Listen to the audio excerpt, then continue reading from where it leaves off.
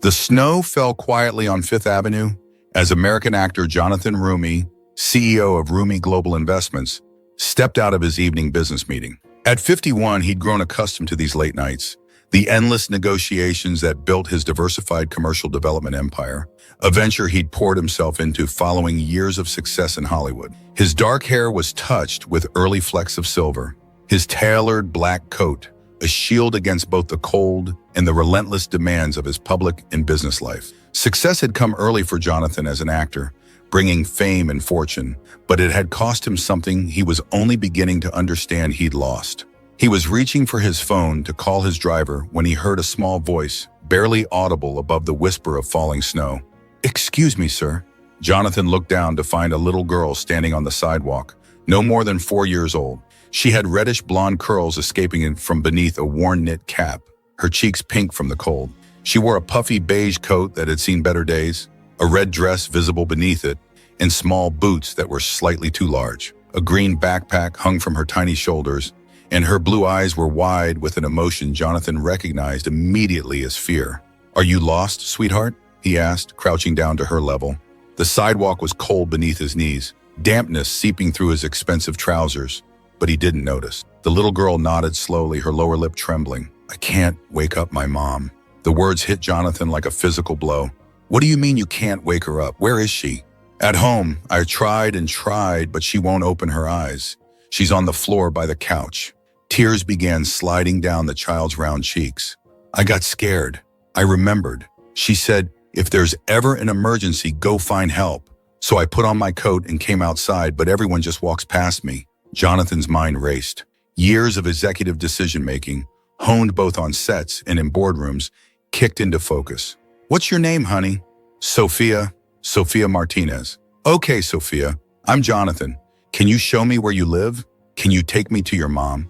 The little girl nodded, reaching up to take his hand with a trust that made Jonathan's chest tighten. Her small fingers were cold, even through her mittens. She led him down the street, around a corner and into a neighborhood that grew progressively shabbier. The elegant storefronts gave way to older buildings, some with broken windows, others with sagging steps. They stopped in front of a narrow brownstone that had been divided into apartments. Sophia pulled a key on a string from inside her coat, her fingers fumbling with the lock. Jonathan helped her, his hands steady despite the fear coursing through him. They climbed 2 flights of stairs, the wallpaper peeling, the carpet threadbare. Sophia's apartment was tiny, maybe 500 square feet total, but it was clean, Jonathan noticed, decorated with obvious care. Children's drawings covered one wall, held up with colorful tape. A small Christmas tree sat in the corner, handmade ornaments hanging from its branches. And there, just as Sophia had said, a woman lay motionless on the floor beside the couch. Jonathan rushed to her side, his fingers finding her neck, searching for a pulse. It was there, faint but steady. The woman was young, maybe 30, with light brown hair pulled back in a braid. Even unconscious, Jonathan could see the delicate features, the exhaustion etched into her face. Her skin was pale, too pale, and when he touched her forehead, it burned with fever. "Sophia, I need to call for help." "Okay." Jonathan pulled out his phone, dialing 911 with shaking fingers. As he relayed the address to the dispatcher, he noticed the details of the room. A stack of medical bills on the small table, all marked past due in red, an empty prescription bottle on the counter, a calendar on the wall with shift schedules written in careful handwriting, double shifts marked in red. The paramedics arrived within minutes. Jonathan stood back, holding Sophia, who had buried her face in his expensive coat. The little girl was trembling now, silent tears soaking through the fabric. He rubbed her back gently, whispering reassurances he wasn't sure he believed. "Is she diabetic?" one of the paramedics asked, checking the woman's vital signs. "I don't know," Jonathan admitted. "I just found her." "Found her? Are you family?" "No, her daughter came to get me." It sounded absurd, explaining how a 4-year-old had walked through a snowstorm to find a stranger, but the paramedic just nodded, focused on his patient. They loaded the woman, Sophia's mother, onto a stretcher. "We're taking her to St. Mary's," the lead paramedic told Jonathan. "She's in diabetic shock. Looks like she's been sick and couldn't keep her medication down. She's lucky the little one knew to get help." At the hospital, Jonathan found himself in an uncomfortable plastic chair in the emergency room waiting area, still holding Sophia. The little girl had finally stopped crying, but she refused to let go of his hand. A nurse had brought her a juice box and some crackers, which she nibbled on mechanically. "Do you have any other family?" Jonathan asked gently. "Grandparents, an aunt or uncle?" Sophia shook her head. "Just Mommy. My daddy went away before I was born. Mommy says he wasn't ready to be a daddy." Jonathan felt something crack open inside his chest. This child, this brave little girl who'd walked into the snow to save her mother, was completely alone in the world, except for the woman fighting for her life behind those emergency room doors. A social worker appeared, a tired-looking woman with kind eyes and a clipboard. "I'm Mrs. Patterson," she said softly. "Sophia, honey, can you tell me what happened tonight?" As Sophia recounted the story in her small, halting voice, Jonathan learned more. Her mother, Rebecca Martinez, worked as a night nurse at a care facility across town. She'd been battling the flu for days, but couldn't afford to miss work. This evening, after coming home from a double shift, she'd collapsed. Sophia had tried everything she could think of, had even brought her mother water and the phone, but Rebecca hadn't woken up. "I'll need to place Sophia in temporary foster care until her mother recovers," Mrs. Patterson said quietly to Jonathan. "There's no other family." "No," the word came out more forcefully than Jonathan intended. He softened his tone. "I mean, isn't there another option? I'll stay with her, or she could come with me. You can't just send her off with strangers right now." Mrs. Patterson's eyebrows rose. "Mr. Roumie, I appreciate your concern, but we have procedures. You're not family. You're not even an acquaintance. The state has protocols for situations like this." "Then I'll hire lawyers who can challenge those protocols." Jonathan was surprised by the intensity of his own reaction. This child just saved her mother's life by being brave enough to ask a stranger for help. "I'm not going to let her be traumatized further by being taken from the one place she feels safe, which right now happens to be with me." The social worker studied him for a long moment. Then she sighed. "Let me make some calls." 2 hours later, through a combination of American actor Jonathan Roumie's reputation, his lawyers working overtime, and the unusual circumstances, a temporary arrangement was made. Jonathan would be Sophia's guardian until Rebecca recovered, with daily check-ins from social services. It was highly irregular, the social worker emphasized, but given that it was now nearly midnight and Sophia had been through enough trauma for one night, they'd make an exception. "Can we see my mommy first?" Sophia asked, her small voice breaking the tension. They were allowed into Rebecca's room for a few minutes. She was awake now, though barely, hooked up to IVs and monitors. When she saw Sophia, tears streamed down her face. "Baby, I'm so sorry," she whispered. "You were so brave, so brave." "This is Mr. Jonathan," Sophia announced. "I found him on the street, and he helped us. He's going to take care of me until you get better." Rebecca's eyes met Jonathan's over her daughter's head. In them, he saw gratitude, yes, but also fear and shame, in a fierce, protective love that reminded him of his own mother, gone now for 10 years. "I'll keep her safe," Jonathan promised quietly. "I'll bring her to visit every day. You focus on getting well." Rebecca reached out a shaking hand and Jonathan took it. Her grip was weak, but her gaze was strong. "Thank you," she whispered. "I don't understand why you're doing this, but thank you." Jonathan didn't fully understand it himself. All he knew was that when Sophia had taken his hand on that snowy sidewalk, something had shifted at him. Some long dormant part of his heart had woken up. The part he'd shut down after his own family had fallen apart, after he'd thrown himself into work, first acting, then business, to avoid feeling anything at all. That night, Jonathan's penthouse apartment, which had always seemed sophisticatedly minimalist, felt cavernous and cold with a 4-year-old inside it. Sophia stood in the center of the living room, her small backpack still on her shoulders, looking lost.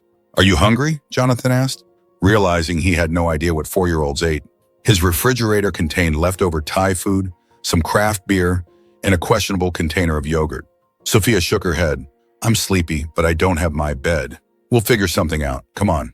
He led her to his guest room, which was decorated in stark whites and grays, clearly meant for adult visitors who never came. Sophia looked at the massive bed, then back at Jonathan.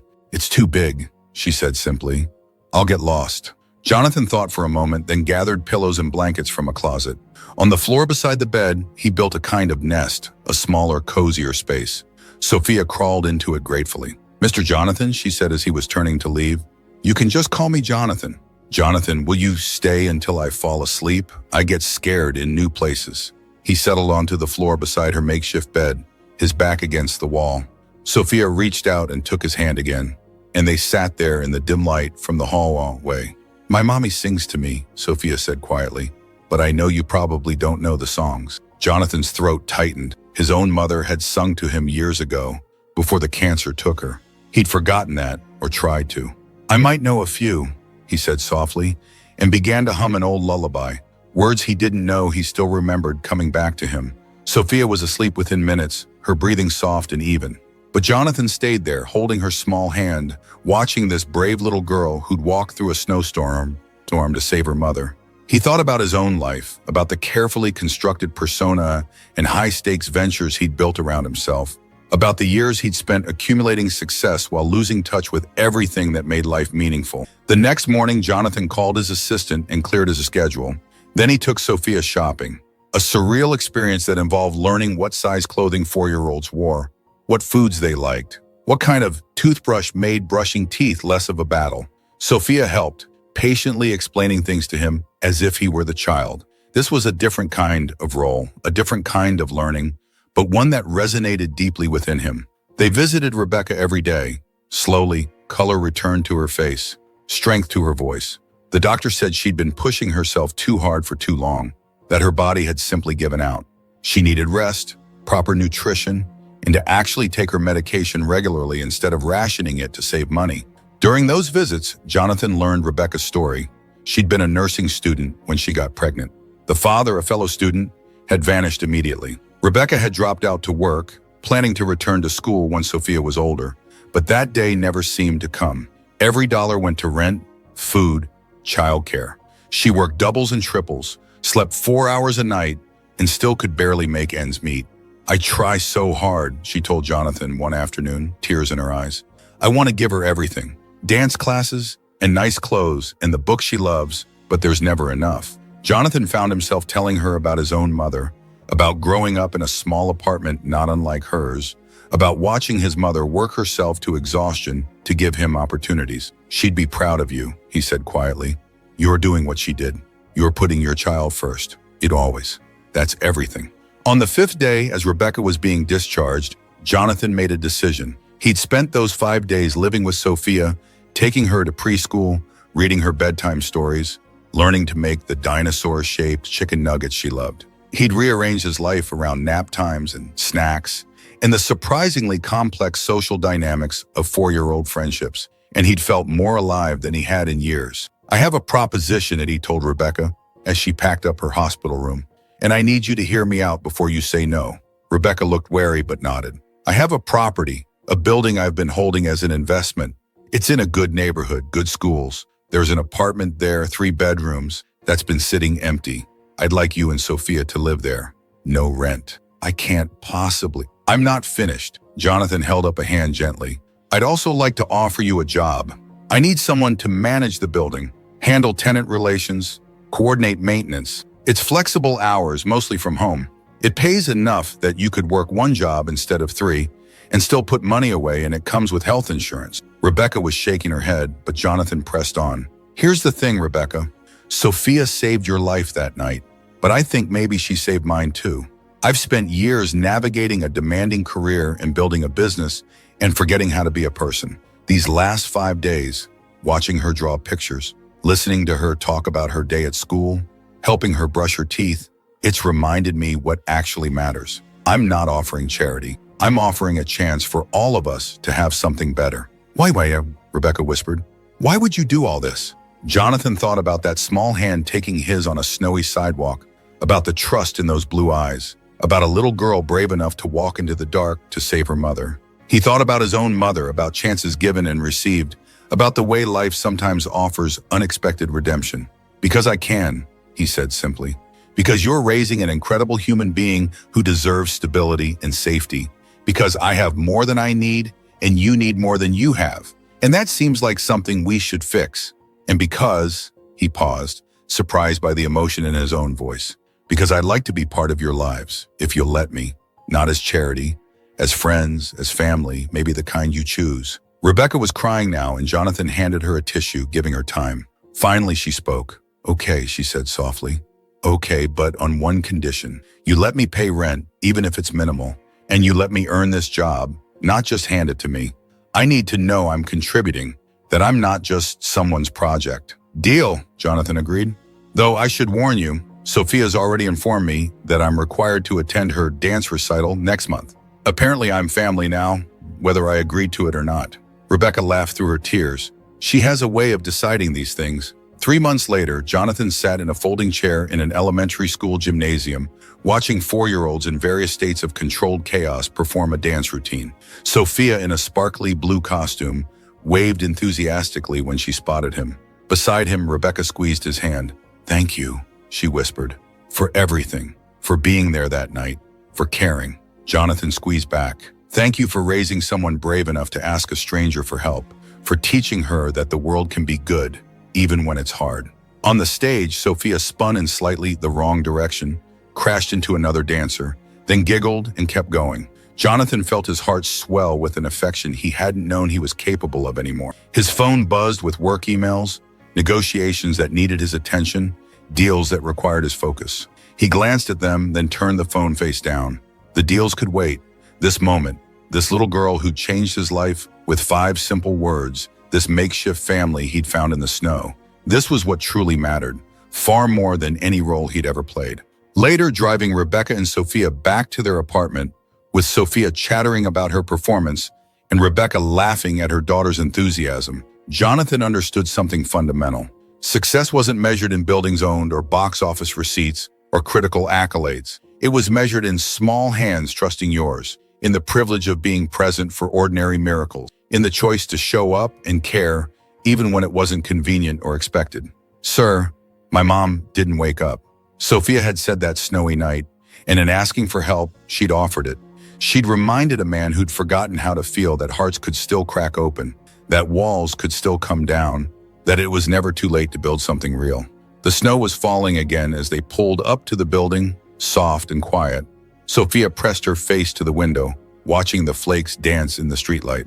"It's like that night," she said. "The night I found you, Jonathan." "No, sweetheart," he said softly, meeting Rebecca's eyes in the rearview mirror. "That was the night you both found me." And in that moment, with snow falling and a child's laughter filling the car, and a future spreading out before them, full of ordinary days and extraordinary love, actor Jonathan Roumie finally understood what it meant to be truly wealthy.